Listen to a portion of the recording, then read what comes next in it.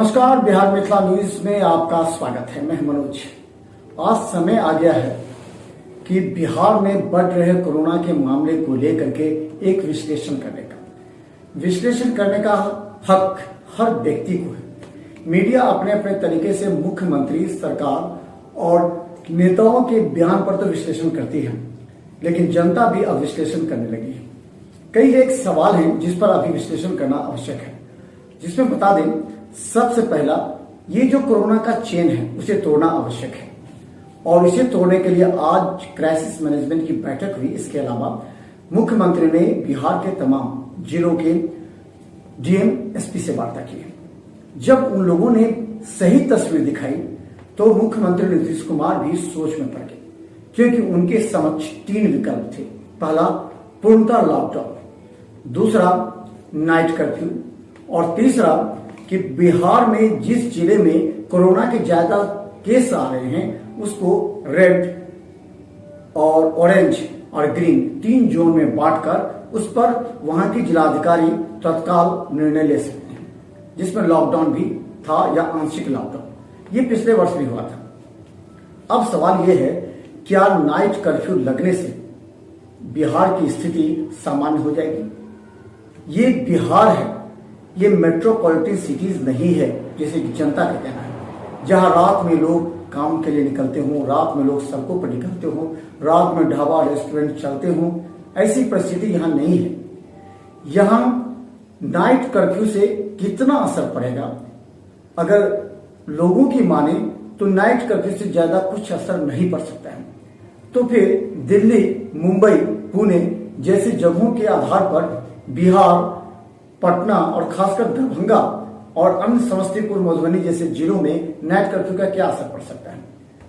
हो सकता है कि मुख्यमंत्री या जो क्राइसिस मैनेजमेंट हो उसके अपने दावे हों, अपनी सोच हो, लेकिन आम जनता की नजर में नाइट कर्फ्यू से ज्यादा वीकेंड अगर लॉकडाउन लगता है, वीकेंड का मतलब कि अगर शुक्रवार की रात से लेकर सोमवार की सुबह तक अगर लगता हो तो इसमें चेन ब्रेक हो सकते हैं, कोरोना के चेन ब्रेक हो सकते हैं। तो ये नाइट कर्फ्यू से ज्यादा काम हो सकता है। ये बात सोचनीय है। हालांकि ये आने वाले कुछ दिनों में नाइट कर्फ्यू का कितना असर होगा, ये जब केस बढ़ेंगे तो हो सकता है कि जैसे 8,000 से ज्यादा 9,000 के आसपास आज केस हुए हैं, नए मामले पूरे बिहार में। चिंताजनक अवश्य है, लेकिन सरकार को भी सोचना चाहिए कि बिहार जैसे जगह में नाइट कर्फ्यू आवश्यक है या वीकेंड। जैसे कि बता दें कि तेजस्वी यादव ने भी ये सुझाव दिया था कि वीकेंड आप लॉकडाउन लगाएं, यानी कि अगर शुक्रवार की रात से लेकर के आप सोमवार की सुबह तक लगाते हैं तो ये 48 घंटा 72 घंटा से ऊपर का होता है, तो इसमें निश्चित तौर पर चेन ब्रेक हो सकता है। चले, नाइट कर्फ्यू लग गया, धारा 144 भी लगा है उन इलाकों में जहां भीड़ भाड़ जगह है। वहां पर भीड़ भाड़ से रोकने के लिए 144 सरकार और जिला प्रशासन के द्वारा लगाया गया ताकि वहां भीड़ भाड़ न हो। जैसे सब्जी बाजार हो गए या आपको विभिन्न बाजार जहां पर किराना के सामान मिलते हैं या जहां भीड़ भाड़ होता है, जैसे आप ले लें कि बाजार समिति हो, इन सब जगहों पर ज्यादा भीड़ होता है तो उस सब जगह पर ये 144 काम कर सकता है। ये सरकार का निर्णय एक महीने में सही माना जा रहा है। हम दूसरा बता दें कि दिन में जो भीड़ होती है उसको पुलिस कैसे रोकेगी? एक बहुत बड़ा सवाल और चुनौती है। पुलिस के पास जानते हैं कि उनका अपनी कैपेसिटी कम होती है। जहां लाखों की भीड़ होती है, जहां लाखों जनता अगर वहां है तो उनको किस आधार पर पुलिस और कैसे रोकेगी? पुलिस का खौफ तब होता है जब लॉकडाउन होता है, तो वो पहले ही 30% लोगों को खाली काबू में पड़ना पड़ता है, जो कि पुलिस के लिए आसान होता है। लेकिन बता दें कि जब भीड़ भाड़ दिन में रहेगी तो पुलिस के लिए एक चुनौती होगी। सभी पिछले जब लॉकडाउन था उसमें सभी एक कागज देके चला करते थे और कहते थे डॉक्टर से मिलने जाना है, दवा खरीदने जाना है, जबकि वो घूमने चले जाते थे, अपने रिश्तेदार से मिलने जाते थे, अन्य जगहों पर जाते थे। जब उस समय ये हालात थी तो अभी कैसे पुलिस रुकेगी? ये एक बहुत बड़ा सवाल है जिस पर जिला प्रशासन और सरकार को भी सोचनी होगी। इसके अलावा बता दें कि सवाल यह है कि क्या कोचिंग, स्कूल और धार्मिक स्थल बंद कर देने से कोरोना का चेन रुकेगा? अब सवाल यह है कि भीड़ भाड़ बाजार वाला इलाका में तो चेन रुक नहीं रहा है, लेकिन जहां कोचिंग संस्थान, स्कूल या धार्मिक स्थल, जहां सामाजिक दूरी बनाने के लिए इन सभी संस्थानों पर दबाव डाला जा सकता था, प्रशासनिक दबाव डाला जा सकता था, तो ऐसे परिस्थिति में वहां भी चेन ब्रेक हो सकता था। लेकिन एक तरफ 1 वर्ष से पूरी तरह शिक्षा व्यवस्था चौपट है। जो बच्चे दिन रात मेहनत कर 10th बोर्ड की तैयारी कर रहे थे सीबीएसई की, उनकी परीक्षा रोक दी गई। यानी जो अच्छे बच्चे हैं उनके मानसिक स्तर क्या होगा ये सरकार नहीं लगा सकती। वैसी परिस्थिति में परीक्षा जून में भी लिया जा सकता था 10th सीबीएसई को, लेकिन नहीं लिया गया। यानी शिक्षण संस्थानों को बंद कर सरकार ये चाहती है या धार्मिक स्थल को की चेन रोका जा सके, जबकि बाजार की भीड़ को नियंत्रित करना एक बहुत बड़ा चुनौती है पुलिस के लिए। अब चलिए, कई ऐसे सवाल हैं जिस पर हम ये भी कहेंगे कि बाजार को नियंत्रित कैसे किया सकता है। सब्जी बाजार, अगर हम दरभंगा के परिदृश्य में ही देखें तो सब्जी बाजार, लहरियासराय का गुदरी बाजार, जो पूरी तरह सुबह और शाम भरा हुआ रहता है। कोई सामाजिक दूरी नहीं, कोई मास्क नहीं।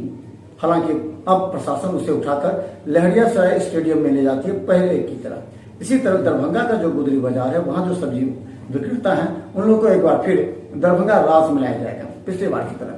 लेकिन क्या वहां भीड़ नियंत्रित हो सकता है? क्या सुबह में इन बाजारों में सब्जी खरीदने के लिए आने वाले हजारों लोगों को कैसे नियंत्रित करेगी पुलिस और प्रशासन? ये बड़ा चुनौती है। क्या यहाँ कोरोना का चेन टूट सकता है या यहाँ से कोरोना और फैलेगा? ये बहुत बड़ी चुनौती होगी पुलिस के लिए, भीड़ और सब्जी बाजार में लोगों को नियंत्रित करना। हालांकि लोगों को भी अब सोचना चाहिए कि घर के पास ही ठेले वाले सब्जी बेचने के लिए अब आते हैं तो उन्हें अनावश्यक रूप से बाजार में नहीं जाना चाहिए। यहाँ की तक कि आप अपने सामान जो किराना का है वो निश्चित तौर पर 1 महीना के लिए तो खरीद ही सकते हैं या ऑनलाइन भी आ सकता है। तो ऐसे परिस्थिति में जान जोखिम में डालना कोई बुद्धिमानी कार्य नहीं होता है, क्योंकि इस बार का कोरोना का जो फैलाव हो रहा है, कोरोना का जो संक्रमण है, वो अचानक ब्लड क्लॉट कर देता है, ऑक्सीजन लेवल लो कर देता है। इसमें बचना भी आसान नहीं होता है। ऐसी परिस्थिति में आपको चयन करना पड़ेगा कि आपको जिंदगी चाहिए या भीड़ भाड़ इलाकों में जाना, जो आपका कभी कभी शौक रहा है, कभी घूमने के लिए निकलते हैं सब जगहों पर। तो ये आप पर निर्भर करता है कि कैसे आप कोरोना को रोक सकते हैं, उसके चेन को ब्रेक कर सकते हैं। अब बता दें कि कई ऐसी चुनौती हैं सरकारी अस्पतालों में सुविधा को लेकर के। हम बता दें कि एनएमसीएच हो या आईजीएमएस हो, वहां भी अब ऑक्सीजन के संकट गहराने लगे हैं। जो बेड हैं वो बेड भरे जा चुके हैं या अब भरने ही वाले हैं। ऐसी परिस्थिति में सरकार ने सभी निजी अस्पतालों के कंधों पर दायित्व सौंप दिया है। लेकिन उसकी बाद में बात करेंगे, पहले हम सरकारी अस्पतालों की बात करेंगे। अगर आप डीएमसीएच की स्थिति ले तो डीएमसीएच के आइसोलेशन में 120 बेड है, जिसमें से 75 बेड भर चुके हैं। 20-25 बेड रिजर्व रखा जाता है ताकि विषम परिस्थिति में उसका इस्तेमाल किया जा सके। यानी ये बता दें कि डीएमसीएच आइसोलेशन मात्र 20 बेड बचे। वहीं आईसीयू जब पहले से कार्यरत थे, कोरोना आईसीयू, जिसमें 7 आईसीयू बेड है, वेंटिलेटर, जिसमें 1 रिजर्व रखा जाता है, 6 हैं जो पूरी तरह भर चुके हैं। जबकि 4 और बता दें, कल तक शाम तक 4 ऐसे मरीज थे जिनको वेंटिलेटर आईसीयू की आवश्यकता थी। ऐसी परिस्थिति में 2 निजी अस्पतालों की ओर चले गए। सर डीएमसीएच में 25 आईसीयू बेड बनने की प्रक्रिया प्रारंभ की गई है। हालांकि उसमें विलंब होने की संभावना है, क्योंकि उसमें जो मानक तत्व हैं उसकी आपूर्ति डीएमसीएच प्रशासन को नहीं हो पा रही है। अगर सूत्रों की माने तो अस्पताल अधीक्षक, प्राचार्य और जो उसकी मॉनिटरिंग कर रहे हैं उन्होंने सरेंडर सा कर दिया है। उनका कहना है कि बहुत कठिन चुनौती है इस नए आईसीयू का निर्माण करना। तो हम बता दें अभी 64 से ज्यादा डीएमसीएच आइसोलेशन में भर्ती है जिनका इलाज चल रहा है। और इतना ही नहीं, हम बता दें करीब 1000 लोग ऐसे हैं जो होम आइसोलेशन में हैं जिनका खुद इलाज चल रहा है। अब जो बात आई है उस पर भी ध्यान देना आवश्यक है कि सरकारी अस्पताल जैसे कि कई ऐसे सर्दी खांसी बुखार के लिए डीएमसीएच पर प्रेशर बढ़ जाता है। ऐसी परिस्थिति में जो प्रखंड में जो चिकित्सा केंद्र है वहां पर अगर सभी अपने अपने इलाज के लिए, छोटी मोटी बीमारी के इलाज के लिए वहां जाते हैं तो डीएमसीएच पर बोझ कम पड़ेगा। और जो गंभीर बीमारी से ग्रसित आदमी हैं जिनका डीएमसीएच में आवश्यकता है, वैसे लोगों को इलाज करने की इजाजत दीजिए या मिलने दीजिए ताकि सही इलाज सही समय पर हो जाए। देखा जाता है कि छोटी सी सर्दी खांसी बुखार हो या फिर छोटी सी प्रॉब्लम हो तो आप सीधा डीएमसीएच चले जाते हैं। लेकिन डीएमसीएच या आईजीएमएस वैसे मरीजों के लिए है जिससे गंभीर बीमारी होती है, तो वहां उनका इलाज सटीक हो सकता है। आप प्रखंड के चिकित्सा केंद्रों पर जहां पर लाखों करोड़ रुपया खर्च कर वहां आधुनिक बनाया गया है, वहां भी आप इलाज करा सकते हैं। वहां भी डॉक्टर वहां मौजूद होते हैं। अब हम बताते हैं कि निजी जो अस्पताल हैं, देखिए सरकार ने निजी अस्पताल को तो इस पर लगा दिया है, लेकिन अब सवाल है कि ये निजी अस्पताल कितना कारगर है। क्या निजी अस्पतालों की मंशा सरकार और प्रशासन नहीं समझती कि वो चाहते हैं मरीज को किस तरह उनसे पैसे वसूला जाए, चाहे पारस जैसे बड़ी संस्था पहले भी करती थी और आज भी कर रही है। पिछले वर्ष तो कोरोना मरीज को भर्ती से साफ इनकार कर दिया था, चाहे कोरोना मरीज कहीं मरे कोई मतलब नहीं, लेकिन प्रशासन के दबाव के बाद 50% बेड सुरक्षित रखने का आदेश तो मिला है। लेकिन अब समझिए क्या नियम कानून है। पारस में 50 से 75 हजार रुपया सबसे पहले किसी भी कोरोना मरीज जो वहां जाते हैं उसको जमा करना पड़ता है काउंटर पर। उसके बाद 25 हजार रुपया प्रत्येक दिन का खर्च आएगा वेंटिलेटर के लिए, जबकि सरकार ने 18 हजार रुपया रखे हैं। 25 हजार रुपये में वो कहते हैं कि कई उनको डोज दिया जाना है, उनको स्वास्थ्य को लेकर के कई खर्चे होते हैं, अलग से दवा है, कई ऐसी बातों को लेकर के 25 से 30 हजार रुपया आप औसतन मानिए निजी जो अस्पताल है उनका, अगर उन्हें 10 दिन रहना पड़ा तो 3 लाख रुपया। अब समझिए मध्यम वर्गीय परिवार के अगर कोई आदमी ग्रसित होते हैं तो कैसे वो इलाज करा पाएंगे, कैसे वहां जा पाएंगे इन निजी अस्पतालों में। हालांकि जिला प्रशासन और सरकार ने एक विकल्प दिया है उन लोगों के लिए जिनके पास पैसा है, वो निजी अस्पताल में इलाज करा सकते हैं, लेकिन उनको मान के चलना पड़ेगा कि 3-4 लाख रुपए खर्च करने के बावजूद भी अगर उनकी जिंदगी बचती है या नहीं, इसकी कोई गारंटी न निजी अस्पताल ले सकता है और न ही जिला प्रशासन। तो निजी अस्पतालों में बेड तो दे दिए गए हैं, लेकिन उसका शुल्क इतना है कि मरीज जाने से परहेज कर रहा है, सोच रहा है कि हम कैसे वहां जाएं, कैसे वहां पर हम रह सकते हैं, कैसे इलाज करा सकते हैं, क्योंकि उन लोगों के पास 3 लाख 4 लाख रुपए नहीं होंगे। अगर डीएमसीएच जाते हैं तो डीएमसीएच या फिर अगर जो सरकारी अस्पताल हैं वहां उतने बेड नहीं है, वहां उतनी सुविधा नहीं मिल पा रही है, तो लोग परेशान हैं, त्राहिमाम की स्थिति है। हालांकि नीतीश कुमार ने भी आज कहा है कि एम्बुलेंस ज्यादा से ज्यादा संख्या में ठीक कराकर लोगों को उपलब्ध कराया जाएगा, ऑक्सीजन ज्यादा से ज्यादा व्यवस्था की जा रही है। हालांकि दरभंगा डीएम ने भी कमतौल में जो ऑक्सीजन का जहां मैन्युफैक्चरिंग हो रहा है वहां पर जो बन रहे हैं उसको कंट्रोल में करते हुए कहा कि दरभंगा को प्राथमिकता दी जाए। तो ऑक्सीजन की व्यवस्था सबसे बड़ी चुनौती अभी राज्य सरकार और जिला प्रशासन की है कि किस तरह जो लोग आइसोलेट हैं उन लोगों को भी ऑक्सीजन मुहैया कराया सके और अस्पतालों में भी कराया जा सके। इसे लेकर के व्यापक तौर पर कार्य चल रहा है, लेकिन ये भी एक बहुत बड़ी चुनौती है आने वाले समय में ऑक्सीजन और एम्बुलेंस, क्योंकि पिछली बार आपने देखा होगा दरभंगा से कोई गंभीर मरीज अगर आईजीआईएमएस गया है, वहां उसकी मौत हो गई है, तो 2-2 दिन 3-3 दिन तक उनका शव वहीं प्लास्टिक में बंधा पड़ा रहता है। ये समस्या है। लेकिन हम बता दें अब अगली बात ये है कि मास्क का जो फाइन है, लोगों का कहना था ये 50 रुपये जो नॉमिनल होता है, सब सोचते हैं कि बिना मास्क के गए, पकड़ेगी नहीं, अगर पकड़ भी लेगी तो किसी तरह बहाना बना देंगे, बहाना पर भी नहीं बात बनेगा तो 50 रुपया ही दे देंगे। अब सवाल ये है कि मास्क जो सबसे महत्वपूर्ण है, जो जिंदगी बचा सकता है, कोरोना से दूर कर सकता है, उसके प्रति सरकार की गंभीरता कितनी है या जिला प्रशासन की। जिला प्रशासन या सरकार ने मात्र 50 रुपया का फाइन की तो बात की है, लेकिन आप अच्छी तरह जानते हैं क्या ये 50 रुपया से लोग मानने के लिए तैयार हैं। जैसे अन्य राज्यों में है कि 5,000 से 10,000 रुपये अगर जुर्माना कर दिया जाए तो हमें लगता है कि निश्चित तौर पर लोग डरेंगे और मास्क कंपलसरी हो जाएगा। यानी जो 40% लोग बिना मास्क के बाजारों में मौजूद होते हैं, इन लोगों पर असर पड़ेगा और ये लोग मास्क पहनकर ही निकलेंगे। ये बड़ी कार्रवाई हो सकती है, लेकिन इस पर सरकार ने कोई बड़ा फैसला नहीं लिया है, जिससे लेकर के लोगों में इस बात की चर्चा है कि सरकार को निश्चित इस पर फैसला लेना चाहिए। अब हम बता दें कि रामनवमी और ईद 2 ऐसे पर्व हैं जिसमें दोनों संप्रदाय के लोगों की धार्मिक आस्था जुड़ी हुई रहती है, लेकिन दुर्भाग्य का विषय यह है कि पिछले वर्ष की तरह इस बार भी रामनवमी और ईद पर ग्रहण लग गया, यानी लोग खुलकर न गले मिल सकते हैं और न ही रामनवमी में जो एक भीड़ निकलती थी जुलूस के रूप में वो निकल सकता है। यहाँ तक कि चैती दुर्गा पूजा जो हो रहा है उसमें भी पूरी तरह प्रतिबंध है। कुछ श्रद्धालु आते हैं, पूजा करके अलग से चले जाते हैं। तो एक बड़ा सवाल ये भी है कि धार्मिक स्थलों पर पूजा में निश्चित तौर पर रोक लगाना एक महीने में सरकार के लिए अच्छा है, क्योंकि यहाँ से अगर भीड़ ज्यादा होगी, जैसे बाजारों में भीड़ होती है वो यहाँ भी भीड़ होती है, तो यहाँ भी भीड़ से अगर कोरोना का चेन बढ़ता है तो आने वाले समय में संकट उत्पन्न हो सकता है। पूजा या नमाज तो घरों में पढ़ी जा सकती है। लोग एक दूसरे से फोन पर भी ईद मुबारक कर सकते हैं। ये जुलूस और झांकी अगर नहीं निकलेगी तो ऐसा कोई बड़ी बात नहीं हो जाएगी। लोग पूजा अर्चना जो है वो घर पर रहकर कर सकते हैं। ऐसी बात नहीं है कि केवल मंदिर में जाने पर ही भगवान मिल सकते हैं या भगवान का आशीर्वाद प्राप्त हो सकता है। आप घर में भी रहकर सच्चे मन से पूजा अर्चना करें तो आपको निश्चित तौर पर भगवान का आशीर्वाद मिलेगा। इसी तरह नमाज अगर मस्जिद में न जाकर घर से ही पढ़े, जो कि कई लोग घर में ही पढ़ा करते थे, तो घर से पढ़े तो निश्चित तौर पर ये फायदा आपको मिल सकता है। क्योंकि ये कोरोना संक्रमण जब एक बार किसी के घर में होता है, जाके उनसे पूछिए क्या कष्ट उन्होंने झेला है।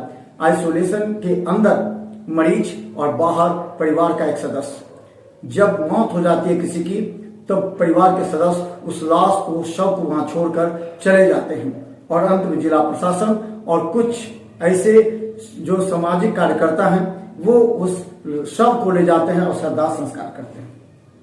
उन परिवार से पूछिए कि कोरोना का दंश कैसे उन्होंने झेला है। और आपको पड़ी है कि आप नमाज पढ़ेंगे मस्जिद में, मंदिर में जाकर के पूजा अर्चना करेंगे, जुलूस में जाकर झांकियां निकालेंगे, लाठियां भाजेंगे और पूरे गला मिलकर आप इस कार्यक्रम को करेंगे। तो नमाज में भी ईद मिलन को लेकर के आप एक दूसरे को गला मिलेंगे। नमाज में सैकड़ों की संख्या में जमा होकर के नमाज पढ़ेंगे। कभी एक बार वैसे परिवार से मिलिए जिसके यहाँ कोरोना का दंश झेला है, जिसने अपने परिवार का एक साथी, सहयोगी, एक व्यक्ति खोया है। आपको पता लग जाएगा कि ये कोरोना कैसी चीज है। खुद ब खुद आप दूर हटेंगे। दूसरी बात, राजनीति से इसको मत जोड़िए। कुछ लोग कोरोना के संक्रमण को राजनीति से जोड़ते हैं और कहते हैं, कभी वो कहते हैं कि चुनाव में कोरोना भाग जाता है। आप इस बात को समझिए, चुनाव में कोरोना भागे या ना भागे, ये तो चुनाव के बाद उन लोगों को झेलना पड़ेगा जो इस भीड़ में जाकर के रैली में शामिल होते हैं, चाहे वहां भाजपा हो, टीएमसी हो, कांग्रेस हो या फिर वामपंथी दल हो। लेकिन जिन लोगों को झेलना पड़ेगा उससे सरकार को कोई मतलब नहीं, क्योंकि उन्हें ही झेलना है। क्या आप चाहते हैं उन लोगों की तरह आपको भी झेलना पड़े? निजी अस्पताल में जाकर के आपको 5 लाख 4 लाख खर्च करना पड़े? क्या आपकी उतनी हैसियत है? या फिर आप चाहते हैं कि सरकारी अस्पतालों में आप ऑक्सीजन के बिना जब आप घुट घुट के मरें? क्या आप चाहते हैं कि आपका या आपके परिवार का कोई सदस्य का शव जलाने वाला कोई नहीं हो, अंतिम संस्कार करने वाला कोई नहीं हो, दफनाने वाला कोई नहीं हो? जरा इन सब बातों को समझिए, उसके बाद आप निर्णय लीजिए और राजनीति पर कटाक्ष कीजिए। ये राजनीतिज्ञों का तो काम ही ऐसा है, वो अपने तरीके से अपनी जीत के लिए, अपनी मंशा के लिए, अपने स्वार्थ के लिए हजारों लोगों की बलि भी दे सकते हैं, हजारों लोगों की जान पर खेल भी सकते हैं, क्योंकि ये उनकी मंशा है जीता हार का।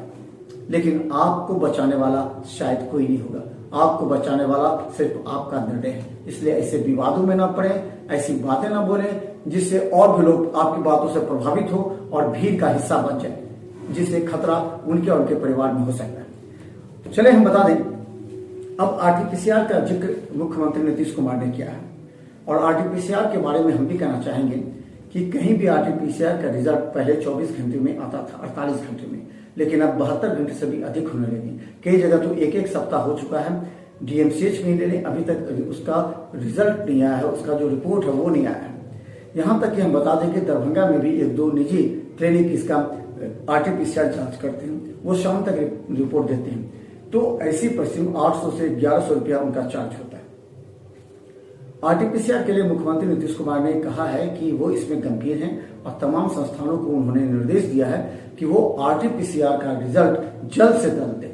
इस रिपोर्ट के आने से कम घर में जिन लोगों को संदेह है कि वो कोरोना पॉजिटिव हो सकते हैं, वो अगर 24 घंटे में आता है तो वो अपने आप को आइसोलेट कर लेंगे, वरना जब तक उनका रिपोर्ट नहीं आता तब तो वो घर में परिवार के सदस्यों के साथ मिलेंगे, अगल बगल मिलेंगे, बाजार जाएंगे, तो उससे और भी प्रभावित हो सकते हैं। इसलिए आरटीपीसीआर रिजल्ट बहुत मायने में महत्वपूर्ण है। चले हम बता दें, कुछ बातों का जिक्र हम करना चाहेंगे, क्योंकि मुख्यमंत्री नीतीश कुमार ने आज जिन क्षेत्रों पर उनकी निगाहें गई हैं और बंद हुआ है, उन्होंने साफ कहा कि नाइट कर्फ्यू लगेगा। नाइट कर्फ्यू का मतलब 9 बजे रात से लेकर के सुबह 5 बजे तक। और आप अच्छी तरह जानते हैं कि रात में 8-9 बजे के बाद वैसे ही चहल पहल बंद हो जाती है। अगर दरभंगा रेलवे स्टेशन या बस से कोई आदमी उतरता है, कोई यात्री उतरेंगे, तो वो अपने स्थल पर कैसे जाएंगे इसका अंदाजा आप लगा सकते हैं। हम बता दें, mall, park, cinema hall, gym, धार्मिक स्थल सभी 15 मई तक बंद करने का निर्देश जारी हुआ है, जिसे जिला प्रशासन 19 तारीख से पूरी तरह विश्लेषण करेगी और इन सब जगहों पर अपनी निगाहें रखेगी। शिक्षण संस्थान सभी कोचिंग स्कूल बंद रहेंगे। हालांकि शिक्षकों ने यह भी कहा था कि 18 तारीख तक सरकार कोई बड़ा फैसला नहीं लेती तो वो कोचिंग खोलेंगे, लेकिन अब ये निर्णय आ जाने के बाद तमाम बुद्धिजीवी शिक्षक, अनुशासन प्रिय शिक्षक अब ये कोशिश करेंगे कि वो सरकार के गाइडलाइन के अनुसार 15 मई तक अपने शिक्षण संस्थान को बंद करें और ऑनलाइन ही क्लास लें, क्योंकि अब उनकी भी मजबूरी है, छात्रों की भी मजबूरी है।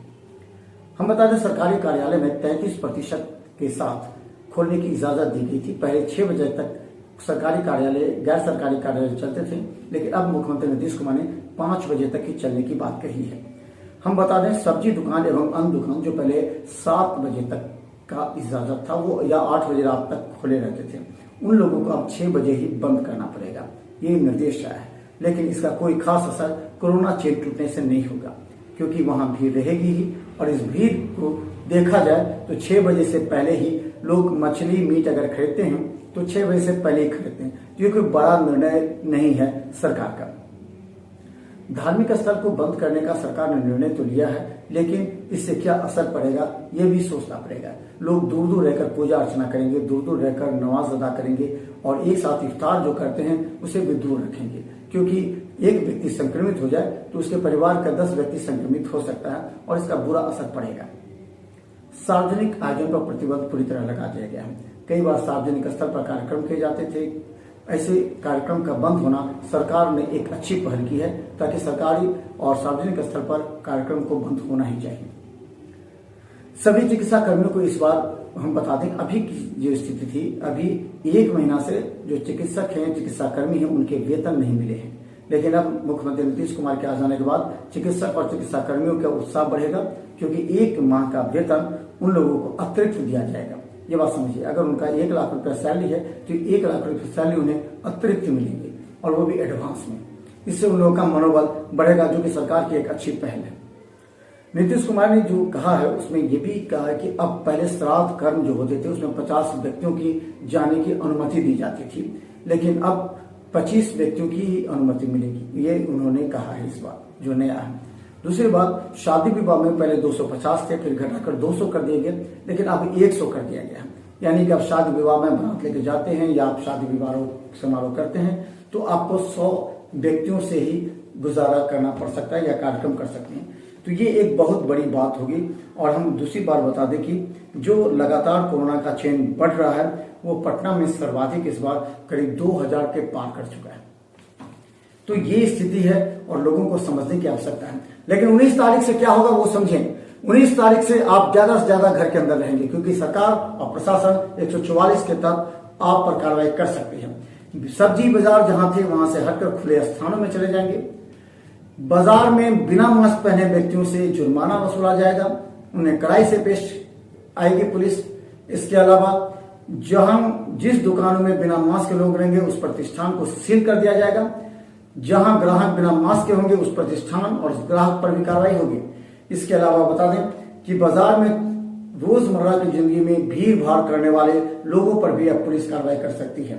तो इसके अलावा कई और हैं जो कि आने वाले समय में मुख्यमंत्री नीतीश कुमार ने यह भी कहा है कि वो प्रत्येक दिन समीक्षा करेंगे और क्राइसिस मैनेजमेंट प्रत्येक दिन बैठेगी और इसके बाद वो चर्चा होगी।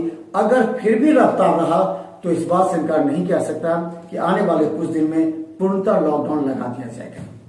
तो देखते रहिए बिहार मिथिला न्यूज हर अपडेट खबर, क्योंकि हम आपको रखते हैं अपडेट। क्योंकि हमने पहले 3 दिन पहले कहा था कि सरकार नाइट कर्फ्यू लगाएगी और आपने देखा नाइट कर्फ्यू लगाई ही, क्योंकि हमने पहले ही वहां के कुछ मंत्री और विधायकों से बात की थी, उनके दिलों को टटोला था। तो उन्होंने कहा था कि मुख्यमंत्री नीतीश कुमार ये सोच रहे हैं कि नाइट कर्फ्यू लगा दें। उन्होंने कहा भी था, हालांकि सर्वदलीय बैठक में से टाल दिया गया। तो ये है आज की बड़ी खबर। देखते रहिए बिहार मिथिला न्यूज पर हर अपडेट खबर यूट्यूब में सब्सक्राइब कर, क्योंकि हम आपको रखेंगे अपडेट।